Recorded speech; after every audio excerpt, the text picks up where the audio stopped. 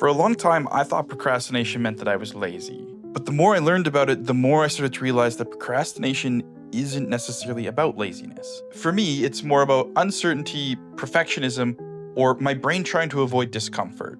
In fact, research from the American Psychological Association claims that procrastination is more about emotional regulation issues than it is about time management. So over the years, I've been experimenting with ways to get moving even when my brain doesn't want to. So today I want to share 10 things that support me when I'm in moments of procrastination.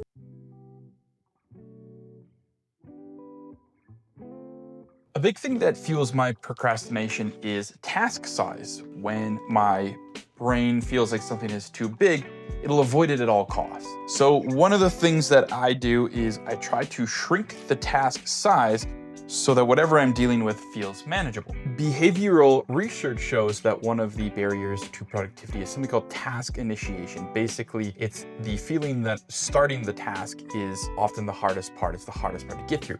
But once a task begins, momentum usually follows. And for me, something that I like to do is just schedule the first 5 minutes or just get the first 5 minutes going.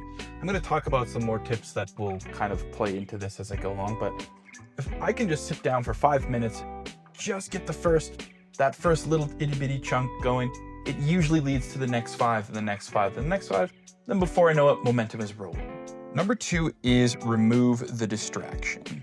Procrastination seems easier when the distractions are close by, and this can be physical like a phone, or it can be something like open tabs on your desktop, things like that. One study from the University of Texas showed that even just having your phone close by can drastically reduce your cognitive performance. So one of the simplest anti-procrastination tools is distance. If the distraction is hard to reach, focus gets easier. Number 3 is to write down the next step.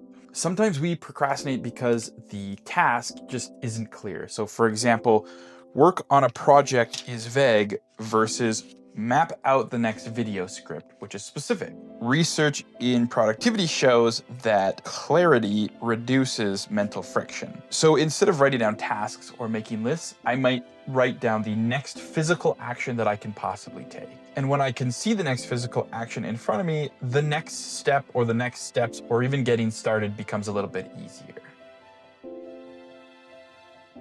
Perfectionism fuels procrastination. To me, starting becomes terrifying and paralyzing when something has to be perfect or when I feel like it has to be perfect. So sometimes setting the bar to completion or even just getting the first draft of something, that's a good way to help make things start. Because I often find that good enough for now always beats never getting started. Number 5, set a timer. One tool that helps me a lot is a timer. Techniques like the Pomodoro method use short time sessions to improve concentration.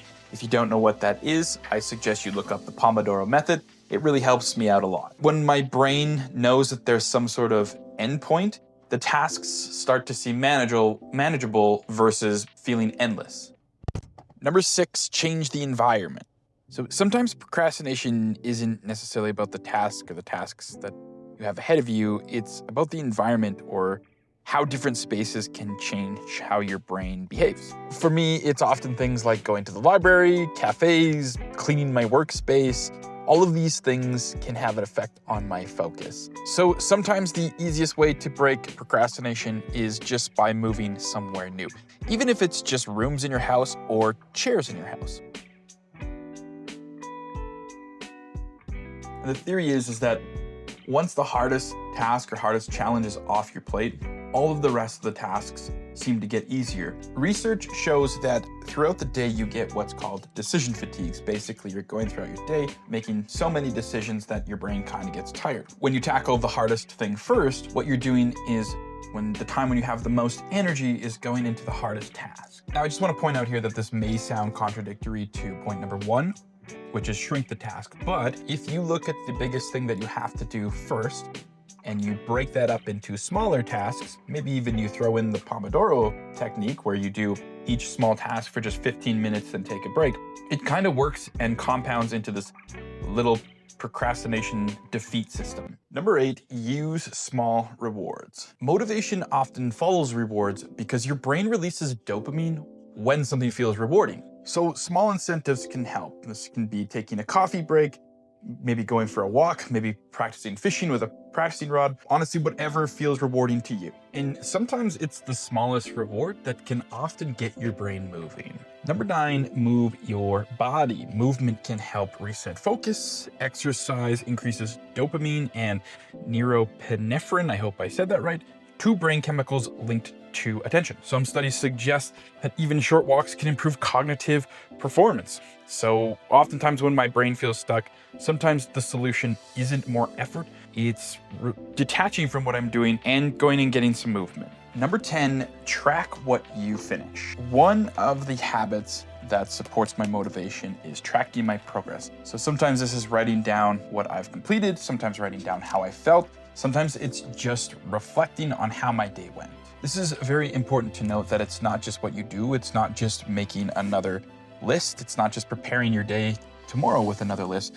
It's literally sitting down and taking a look at what's working and what's not working. And sometimes the most motivating thing for me is not just realizing how much I actually got done, but how good I felt doing it. Those are the 10 things that I do that help support me when I am procrastinating. I just want to state, if this wasn't obvious before, these are not solutions, these are not cures. I'm not making any suggestions as to how I think you could stop procrastinating, but I hope maybe 1 or 2 of these ideas sparked some inspiration or gave you an idea as to what you can try if you're feeling procrastination. And it makes me wonder if there are other things out there that people do to help support them with procrastination. I want to know what they are, so let me know in the comments below. And if you want to see more videos like this, just click one of the 2 boxes that you see on the screen here.